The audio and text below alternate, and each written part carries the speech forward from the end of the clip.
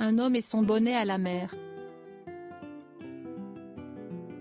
Le commandant Jacques-Yves Cousteau, qui s'est éteint le 25 juin 1997 à l'âge de 87 ans, a marqué le monde entier pour son travail sur les océans.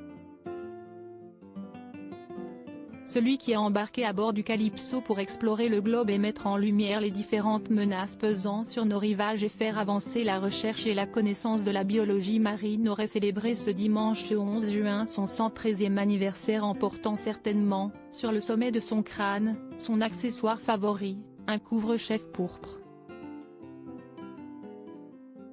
Un attribut si connu qu'il est même devenu l'emblème de l'exploration marine. Pourtant, l'histoire du bonnet écarlate du commandant Cousteau n'est pas toute rose. Comme l'ont rapporté nos confrères de CNU, l'époux de Simone Cousteau, surnommée la bergère parce qu'elle veillait au grain sur tout l'équipage de sa moitié, a souhaité rendre hommage avec son bada au bagnard de Toulon. En effet, ces galériens et bagnards avaient pour uniforme un bonnet rouge ou vert et rouge selon qu'ils étaient condamnés à perpétuité ou pour une durée déterminée. De plus, les personnes condamnées à travailler dans ce qui fut le plus grand bagne métropolitain pour des travaux sous-marins ont également servi de cobayes en étant contraintes d'essayer les premiers scaphandres de l'histoire au XIXe siècle, dont celui du chevalier de Beauve.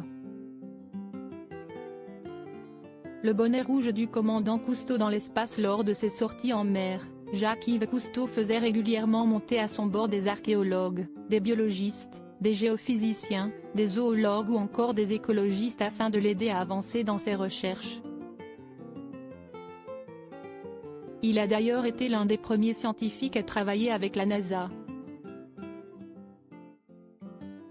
Dans les années 1990, à bord de la navette spatiale Atlantis, l'astronaute Scott Edward Parazinski a ainsi été filmé portant le fameux couvre-chef de l'illustre navigateur pour lui rendre hommage depuis l'espace.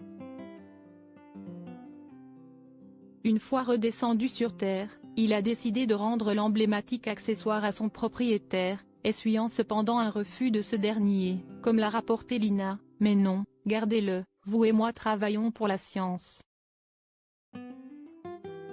Article écrit en collaboration avec 6 médias Crédit Photo, Photo by Photos International Rex Shutterstock.